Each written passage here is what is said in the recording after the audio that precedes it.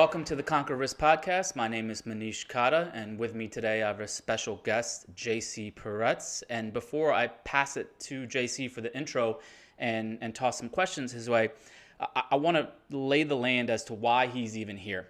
I grew up in this industry with folks telling me about market commentary and keeping it vague, right? Never taking a stand, regurgitating things like what the S&P did for the week or what PMI was, literally just regurgitating information that's stale and already out there.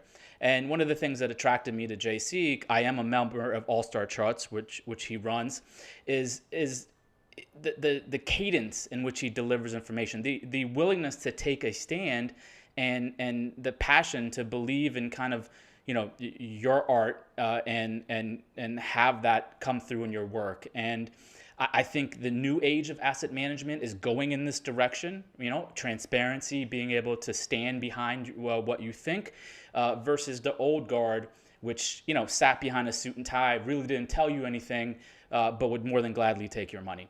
And so with that, I want to toss it over to you, JC, just to introduce yourself quickly, how you got to start in the business, who are you and what you're about. Yeah, no, I appreciate that intro. Thank you so much. Listen, it's an evolution like anything else. I mean, we could go on and on and on about so many parts of our lives, business or otherwise, that have evolved to what you see today that weren't necessarily the case a few decades ago or even way before that. In the case of finance and technical analysis and old Wall Street suits, they tend to be last to the party, right? That's just a circumstance of the industry, compliance, the whole thing. It takes the suits a long time. Fortunately, I was surrounded by some really smart folks. Some of my best friends early on in my career, really influenced, some of the decisions that I made. I found myself, when I listened to them, it worked out. When I didn't listen to them, I wish I did. Those are the people that you want to, you want to pay attention to what they're doing. And that has definitely served me well, for sure. And then as far as the technical analysis is concerned, I think it's quite obvious when you get to know me a little bit that this is just something that we love to do. Me, obviously, but the whole team. Are you kidding me? Whether we got paid for this or not, whether we were a research firm or not, whether we traded or not, this is something that we like to do. I can't imagine a world where I get up in the morning and check futures and see where we are, what happened while I was sleeping. I can't imagine not doing that. I can't imagine on Saturday morning, picking up the newspaper and reading that. Why would I do that? Why wouldn't I just rip through 100 charts from around the world? It makes you so happy. Get my coffee and so start ripping through charts. What's better than that? No, I get it. And I write a lot of commentary, and where I openly tell people, my screensaver is an image that says, just follow the price dummy. And the reason I have that is because a lot of times you can get into your own mind with all this nonsense and news, and sometimes it's just price. And so if you're sitting in front of a passive investor and he's giving you the spiel about, Vanguard index funds, buy and hold for life, what do you tell that person? What's your speech there? Listen, I think there's a time and a place for everything. Just look at a compound interest chart over time, and it's pretty freaking awesome. And you get that tail at the end. It's fantastic. And then when the market is down a certain amount, you double your monthly. So understand what one strategy is. The S&P 500, for example, is the greatest momentum strategy ever. It buys more of the best ones and it kicks out the worst ones, right? That's a great strategy. So a strategy of putting, and a lot of investors, this is perfect for, every month you put in the same amount, you buy the S&P 500 every month, and then sometimes you're going to buy the high. That's just what it is. But you're also going to buy the low, and you're going to buy everything in between. But the real magic is compound interest, right? I think it was Warren Buffett. He's like, compound interest is like, man's greatest invention or something like that. And it's great. And that's one strategy, right? As long as you're consistent with it. And that's the other problem. Most people can't do it. So that's one strategy. There's other strategies that you can implement an extra layer of risk management, maybe you're not putting the same amount every month. Maybe you have a certain amount that, okay, fine, what am I going to do with this? Maybe look at a 10-month moving average. It can be as simple as that, where you're long the market if you're above that 10-month moving average, and you're not long the market or you're long bonds if we're below that, because bad things happen, when prices are below that. You can change that. You can create an exponential. Maybe you don't want to wait till the end of the month and you have like a 40-week moving average or maybe a 200-day moving average. That might be too noisy for you. So I think it really comes down to what are your personal objectives? What are you trying to accomplish? And one thing that has always served me well when I finally figured it out the hard way, as the best lessons are learned, is you start with the goal first. What's your goal? What are you trying to accomplish? And then you work your way backwards, as opposed to, hey, JC, what stock should I buy? It's like, what? You know? Well, my trainers would always tell you the best workout and diet is the one that you can stick with. And I think it's no different when it comes to investing. Like, do you, whatever makes you happy, whatever reaches your goal, as long as you're willing to stick with it. And that's where I see the most, egregious behavior happens, where you're all about passive. You're all about passive. You get a 40% drawdown, and all of a sudden you want to put some risk management in place. And that's the worst, right? The performance chasers that don't stick to a plan and don't have a goal. So look, you love charts. I love charts.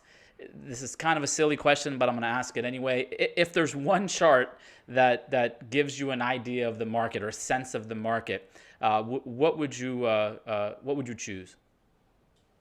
One chart that gives me a good, man, you're really making it hard on me. One chart. You're talking to a guy that looks through thousands of charts a week. You want me to take one chart? I can answer that with one chart. You want me to answer it first? I was going to say credit spreads. You tell me yours. NYSE breadth. Okay. Like what? New high list? What do you consider? Like advanced decline. Got it. Okay. Yeah. Well, it's just I talked to a lot of TAs, and people test different things. Like, let's look at the Russell 3000 or common stock only, or all these different ways to tell the direction of the market. And it's always been, maybe I guess it's two charts, right? The S&P and the breadth in one chart for divergences and whatnot. Now you're cheating. It's always, I know I am cheating, but it's always been our kind of a go-to. So credit spreads for you, why? Listen, there's wisdom in the bond market. It's the biggest and baddest market, right? So all these cryptocurrencies, it's great. It's a cute story. I'm long Ethereum. No one's complaining here. But they can all go to zero tomorrow. It's not going to matter, right? Like, there's no global macro implications, right? It's too small of a market still. It's getting bigger, but there's no real implications there. All these SPACs and, all these NFTs and all these the meme stocks, again, they can all go to zero. It's not going to matter, right? Now, those are the things that get the most attention. But what really matters is the biggest market in the world, and that's the bond market, right? So we're talking about the biggest financial institutions in the world, the banks, the hedge funds, a lot of them that we cater to, and we're proud of that, and we're happy to help them. That's what's moving markets. It's not, me buying 10 Ethereum coins. It's, the guys waking up in the morning being like, all right, we got $1 trillion to put to work. Where should we go? And you could see that in the bond market, just because they're so big. So there's a lot of information there. Yeah, I would agree. Dan actually tossed me this question on Dow Theory. We have indicators built in that track Dow Theory, mainly the movement in transports. And as you know, that came from the fact that railroads made up such a huge portion of the stock market when way back in the 1900s and whatnot. Does that still hold true? And if anything, what maybe are you looking at as a replacement for transports, since the world has kind of changed since then, or maybe it hasn't? Yeah, it's a great point. And we actually have something that we call new Dow Theory, which includes semiconductors, right? Because listen, let's go back to the 1880s. What the original premise was is that you have the companies that make the goods, and those are the industrial stocks. And then you have the companies that deliver the goods. And back then it was the railroad stocks. And then ultimately with airlines and truckers and things like that, it became the transportation index as opposed to just railroads. But let's, when a bunch of nerds get together over drinks, what do us nerds argue about? Whether or not today's goods and services are being delivered through railroads and trucks or through the internet using semiconductors. And that's a very valid argument. Now, the truth is, who the hell am I to say which one's right? I would say that just look at both. And when you look back throughout history, sometimes it's the semis that are diverging that are giving the indicator, and sometimes it's the transports that are diverging and giving the indicator. So I encourage people to use both old school Dow Theory and new school Dow Theory. And now let's take a step back, because Dow Theory, this is the Dow Theory tenant that gets all the attention. Industrials, transports, are they confirming or not? But the truth is, this is probably not even the top 5 most important Dow Theory tenants, because you might get a signal once every 4 years, maybe, if you're lucky, right? So let's talk about some of the other tenets of Dow Theory. Things like closing prices are the most important.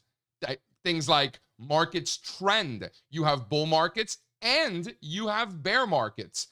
The market is a discounting mechanism that is discounting future events and looking out 6, 9, maybe even 12 months into the future. All of those tenets are part of Dow Theory, and in my opinion, more important than whether transports or railroads are confirming the industrials or not. But again, like anything else, we want to use them all to our advantage. Yeah, I mean, sometimes the answer is just yes, right? One of the books that I loved when I first started back in 2001 was John Murphy. Intermarket analysis is built into everything we do. It's hard to explain that sometimes to financial advisors who aren't in the TA space, because I'll show them an indicator on commodities and 30-year total return or something, and they're scratching their head thinking, what the hell does this have anything to do with the stock market? And so, I think from following your work, it's a big part of your work as well, right? Tracking the relationships, the relative charts. Quickly, what's your thoughts? Like, intermarket analysis is obviously huge for you. Yeah, I mean, listen, you asked me what my favorite, if I had to take one chart, right, and you stuck it to me, I told you credit spreads, right? And why I credit spreads? Because that's going to give me the information I need for the stock market, right? So there's your intermarket analysis right there. But there's just so much information. If you're not looking, if you're a participant in the stock market and you're not looking at Aussie yen, like, what are you doing? If you're in the bond market and you're not looking at the copper gold ratio, like, what are you doing? Right? Like, there's so many intermarket relationships that are so critical. Like, I don't know, I'll just give you one example. Going into the fourth quarter of 2018, when U.S. interest rates on the 10-year yield are getting above 3%, and it was like, this is it. The end of a 40-year bear market or bull market in bonds, bear market in rates.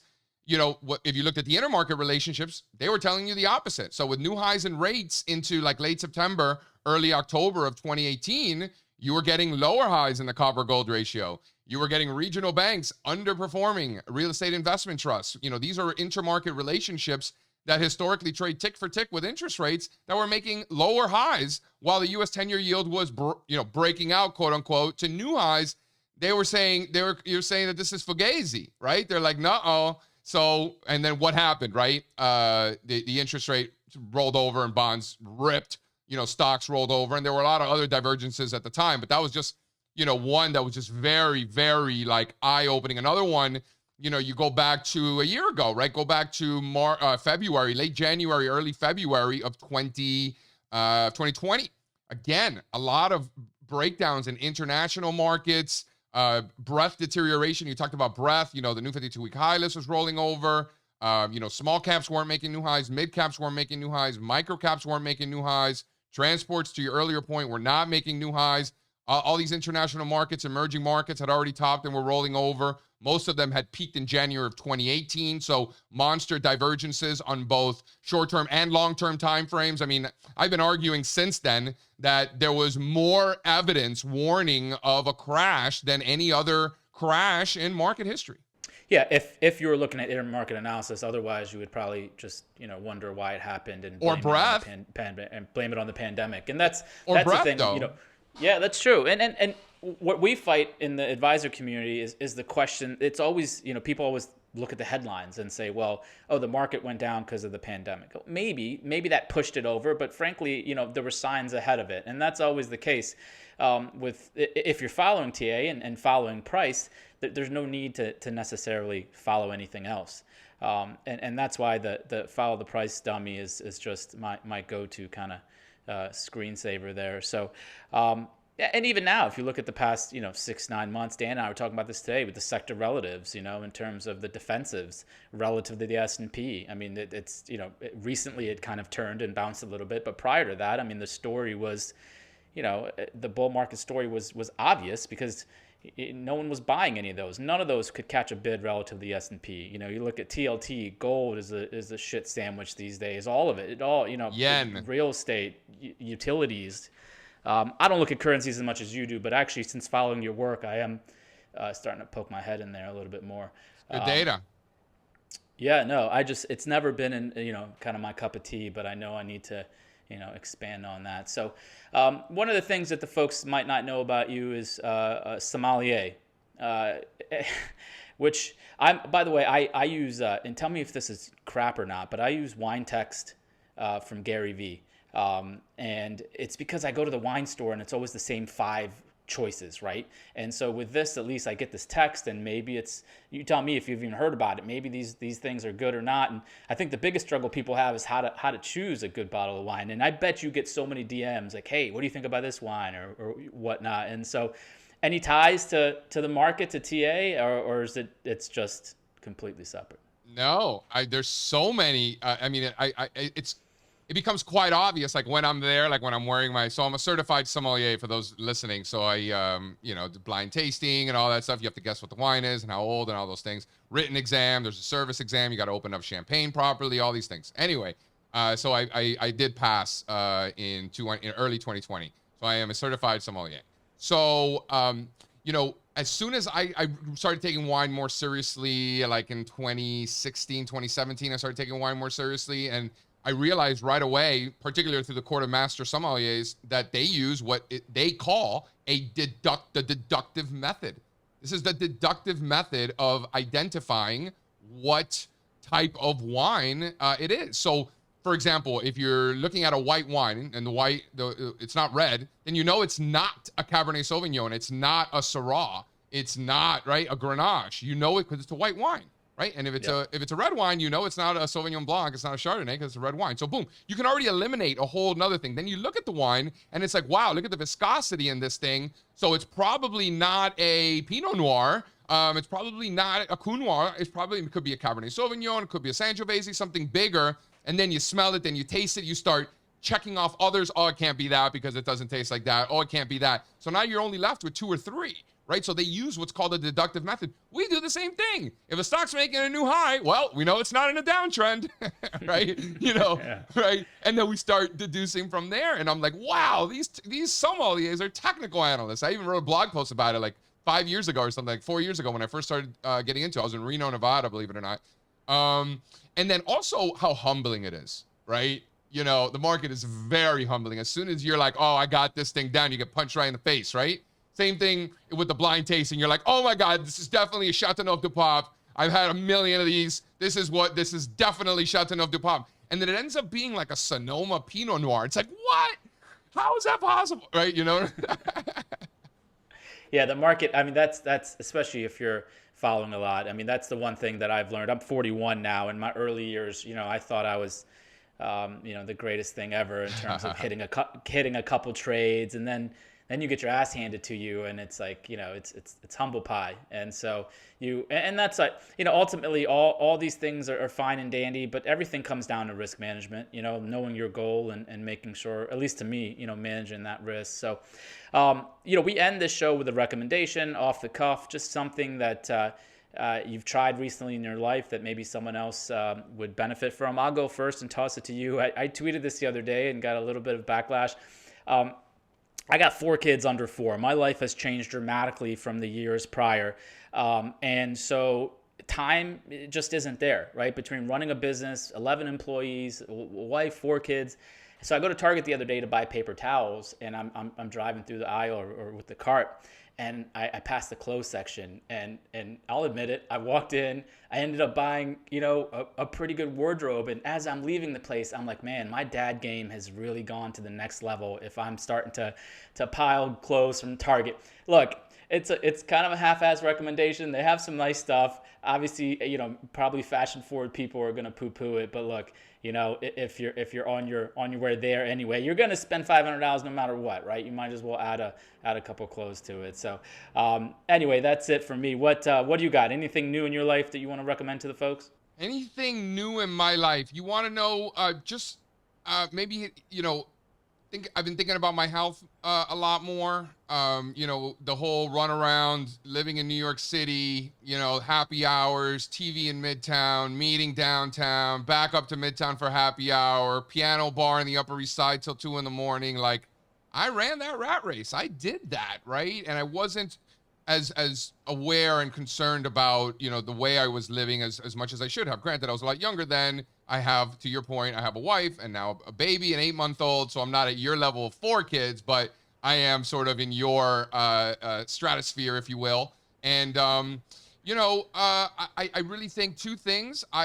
Getting out there and running. I was a pitcher throughout college and growing up, Cuban from Miami, baseball player. Can you imagine that? So I was a pitcher, and pitchers, when you're not pitching, you're running, and when you're done running, you run some more. I mean, that's just what it is. So I've always had the ability to do that. And, I've done a few half marathons. I like listening to podcasts while I run. Makes me feel good. And then also, staying away from the sugar. Fortunately, wine doesn't have that much sugar, so that's really that's my sugar intake, really. Eat a lot of protein, a lot of eggs, a lot of chicken, fish, shrimp, steaks, ribs. You mentioned before, diet, the best diet is the one you can stick to. Listen, any diet where I can have a ribeye and ribs and chicken wings every night, like that ain't bad, man. I could do that. Yeah. Wait till kid gets older and you're hungry passing their little snack tray. It changes. It'll test you. All right. Well, look. For those who want to follow JC, All Star Charts is the name of his company. They put out a lot of great content for free. But don't be cheap. Support him and pay for the premium content. There's monthly charts. There's a lot of good stuff. Like I said, full disclosure, we follow him just to, get an idea of the work. Also, I think there's a podcast as well, All-Star Charts Technical Analysis. Is that correct? Yep. Search on iTunes for All-Star Charts, Twitter, Instagram, StockTwits, Clubhouse, at All-Star Charts, YouTube at All-Star Charts. Go to allstarcharts.com. Say what's up. If you have any questions, ping me. If you just want to say hi, that's cool too. And a wine recommendation, sure. We'll put it all on the show notes as well, and once our team gets to post. So let's wrap this up. Thank you, everyone. Obviously our YouTube channel has been blowing up because of the support of everyone. Subscribe, smash the like button. Continue to support us. We love you. Thank you for the partnership. JC, thank you for your time. I appreciate you. Yeah, man. Anytime. Keep up the good work. Thanks.